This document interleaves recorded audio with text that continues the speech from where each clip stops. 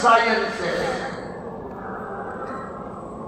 The 69 science, technology, engineering, and mathematics. The 59 of automotive servicing. 16 electrical installation and maintenance.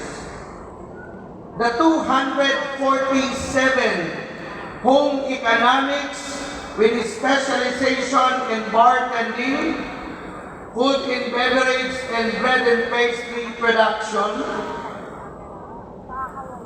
The 150 information communication technology, and the 56 alternative learning system with a total of 982 candidates for graduation.